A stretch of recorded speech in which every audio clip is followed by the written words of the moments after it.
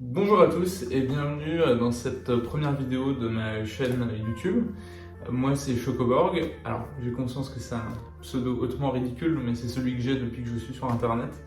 Donc j'ai décidé d'assumer et de le garder. Et aujourd'hui en fait je me suis dit, comme je viens de la recevoir, je me suis dit que ce serait un bon moyen de commencer que de faire l'unboxing de la Nintendo Switch édition Zelda Tears of the Kingdom. Donc je sais qu'il y a déjà eu plein d'unboxings sur internet, mais je me suis dit, bon, c'est pas une raison pour ne pas faire également le mien. Et voilà, surtout que c'est vraiment une console très spéciale parce on attend tous comme des morts de faim, je pense, le prochain Zelda. Et c'est déjà un petit avant-goût de ce que sera le jeu. Ça nous met déjà un peu dans l'ambiance, voilà. Et c'est pas ma première console en édition limitée, j'en ai pas beaucoup, mais je trouve que c'est toujours un truc sympa. Ça paraît un peu gadget, et c'est vrai que c'est d'ailleurs 100% gadget, mais je trouve que c'est toujours un truc sympa à garder. Moi j'en ai pas beaucoup, comme j'ai dit. J'ai la Nintendo Switch édition Pokémon, édition Scarlet et Violet, Violet et Écarlate, pardon, que je trouve absolument magnifique. Avec, pour moi, le highlight, c'est vraiment le dock qui est vraiment superbe avec les Pokémon légendaires. Et j'adore aussi le petit détail qui rappelle la Pokéball derrière. Ce genre de petites attentions que je trouve toujours sympa. Et puis le design de la console avec tous les starters à l'arrière. Et le rappel des deux écoles qu'on peut rejoindre dans chaque édition du jeu à l'avant. Et donc c'était vraiment un super modèle. Un peu plus loin, voilà, mes deux consoles, les deux autres éditions spéciales que j'ai et mais que j'adore vraiment. C'était la 2DS XL édition Pikachu avec le petit nez en relief, le petit museau en relief. Je trouve absolument adorable, avec l'intérieur aux couleurs aussi raccord. Et la New 3DS XL édition Super Nintendo, avec vraiment, donc ça rappelle, je peux l'avoir ici, j'ai la Super Nintendo Mini ici. Donc on retrouve le capot de la machine, et puis, ça c'était, il me semble, sur toutes les éditions, les boutons qui rappellent la manette de la Super Nintendo. Mais voilà, en tout cas, on retrouve le gris. Et l'arrière de la console qui rappelle, donc en fait, si on le. Voilà, juste comme ça. Quand on déplie la console, on avait vraiment l'impression, on voit vraiment une Super Nintendo du dessus. Ça, je trouve ça génial. Et c'est généralement la 3DS que j'utilise quand je rejoue à des jeux dessus. Et donc voilà, et ça nous amène, on en est aujourd'hui, on va s'attaquer à ce gros morceau. Donc déjà je la trouve vraiment super belle, on a les photos derrière. Le dock aussi s'annonce, encore une fois je pense que le highlight ça va être le dock qui est super bien fini. Et puis c'est assez original en fait, mine de rien, généralement les Switch, les consoles en édition Zelda sont souvent noir et or, soit full or, soit plus noir et or. Tandis que là, c'est intéressant parce on voit qu'on a du blanc, on a du doré, mais surtout beaucoup de blanc et une touche de vert. Ce qui a l'air de matcher aussi, donc c'est paraît logique. La direction artistique du prochain jeu. Donc on va attaquer ça.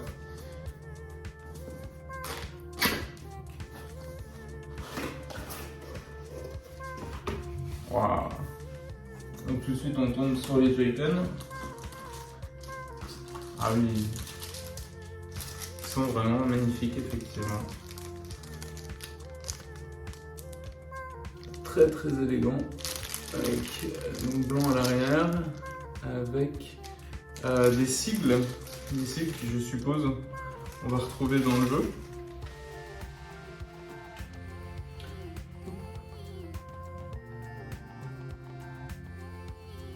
Voilà, voilà. Ah mais ça brille vraiment, hein, c'est très très chouette. Très joli. Et la console elle-même.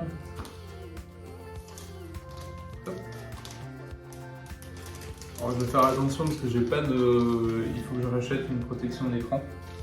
Donc je vais faire très attention. Bon, l'écran, c'est l'écran de la Switch OLED, hein, on connaît. Et l'arrière. Alors en fait, moi si... Alors en fait, en vrai, quand on le voit éclairé, c'est très joli. En fait, c'est subtil. C'est vraiment, ils ont décidé de faire quelque chose parce que pour la Switch, moi j'aime bien en fait le côté graffiti de la Switch Pokémon qui est complètement, qui est un peu, ouais, qui est très, enfin qui se remarque quoi. Et là ils sont partis sur un autre style et je pense qu'il est plutôt cohérent en fait par rapport à l'ambiance de, enfin la licence Zelda, qui est quelque chose peut-être de plus, plus sage, on va dire, dans le style. Et en fait, au début, j'avoue que je n'étais pas ultra bon. Enfin, j'étais un peu sceptique, mais de l'avoir en main, c'est vraiment très très joli aussi. Et donc, si je mets. Et j'ai mis, pour la première fois de ma vie, voilà, je l'ai mis, évidemment, c'est quand je fais une vidéo que je les mets à l'envers. Mais tout va bien. Et voilà. Non, elle est vraiment superbe. Elle est moins excentrique que la Switch Pokémon. Mais c'est super élégant. C'est vraiment très très chouette, c'est assez prometteur. Je sais, elle est tellement belle que je sais pas si je vais oser la prendre comme console de tous les jours. Pour l'instant, j'utilise la Pokémon. Je ne sais pas si je vais oser la remplacer. Et ah oui, il reste encore. Donc il y a toute la documentation. Et il reste le dock. Donc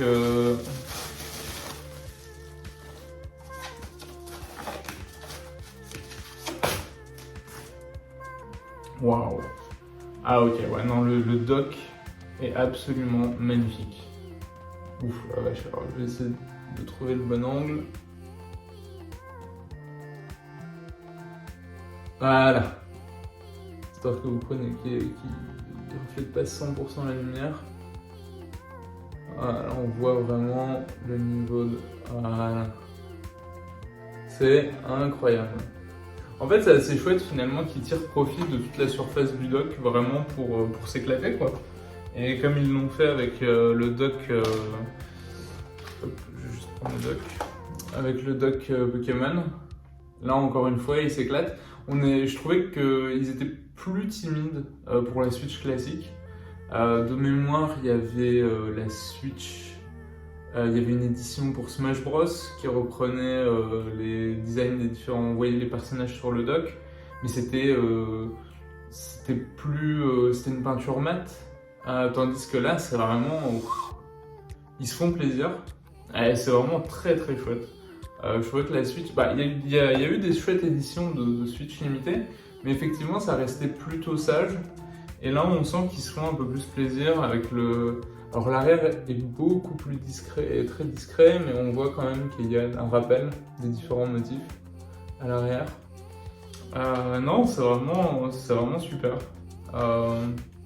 Non, le dock est incroyable. Vraiment, ça, il n'y a pas de souci. Le dock est magnifique. Donc c'est... Non, c'est un chouette moyen de se mettre déjà dans l'ambiance. Il reste plus que 2 semaines. Non, moins de 2 semaines, je dis connerie, il reste une dizaine de jours maintenant. Et donc une fois sur son dock. Ah ouais, c'est très très joli. Écoutez, je pense que si vous avez toujours pas craqué pour le modèle OLED, je pense que... en fait, j'ai l'impression qu'on le trouve... Alors évidemment, je pense que c'est un modèle limité, dans le sens où il y aura pas en permanence cette édition disponible. Mais je trouve je l'ai vu en rayon assez facilement, donc je pense que, en tout cas, si vous ne l'avez pas encore commandé, il y a encore moyen de l'avoir plutôt facilement. Mais si vous n'avez pas encore craqué pour la Switch OLED, moi c'est une version que je vous recommande. Après moi je joue beaucoup joue vraiment en 50-50 entre Docké et Nomad. Mais jouer sur l'écran de la Switch OLED est vraiment incroyable pour des jeux comme... pour tous les types de jeux finalement, hein, ça en sort, mais par exemple pour les jeux en 2D, ça sort super bien, les jeux 1D, les jeux en 2D, les couleurs vraiment en flash, c'est un super écran. Donc voilà, si vous avez déjà une Switch OLED, bon bah moi j'en ai déjà, on est déjà à 3 parce que j'ai encore un Switch OLED classique, donc c'est ma 3e. Mais bon, pour Zelda, voilà, c'est un peu, on est toujours faible quand il s'agit de Zelda. Donc si vous n'avez pas encore de Switch OLED, ben foncez. Si vous avez déjà, si vous êtes fan de, voilà, si vous êtes un fanatique de Nintendo et ou de Zelda, je pense que vous avez déjà craqué. Et si vous vous demandiez si la console est vraiment vaut le coup, oui, vraiment, c'est vraiment, je l'ai pas encore allumé, mais voilà, le niveau de finition là sur les en fait vraiment plus je le regarde plus j'aime. En fait au début j'étais pas sur les photos, j'étais pas spécialement convaincu, mais vraiment de le voir comme ça. En plus, on a une espèce de petit relief comme ça, c'est très agréable à prendre en main. Elle est vraiment magnifique. Donc voilà, moi je vous le recommande. Voilà, et puis qu'à attendre 10 jours, j'ai relancé justement pour me préparer à la sortie de Tears of the Kingdom. J'ai reterminé Breath of the Wild. Je l'avais pas fait depuis la sortie, depuis sa sortie en 2017, donc ça fait maintenant 6 ans. Putain, ça fait 6 ans. Et c'était toujours aussi bien, c'est toujours aussi incroyable. En plus, comme ça faisait 6 ans, j'ai redécouvert beaucoup de choses. Ça m'a remis redécouvrir le lore, redécouvrir les personnages, redécouvrir l'univers. Donc ça va être très très chouette de voir comment ça a été modifié, ça a changé depuis dans Tears of the Kingdom. Donc voilà, je ne vais pas vous saouler plus longtemps. En plus, je l'ai déjà dit, la boîte est magnifique, donc très bel objet de collection. Voilà, si jamais vous tombez par hasard sur cette vidéo et que vous vous demandiez si la Switch OLED vaut le coup, clairement la rédaction s'engage, oui, sans problème. Et puis j'espère que je vous retrouverai bientôt pour une autre vidéo. Salut!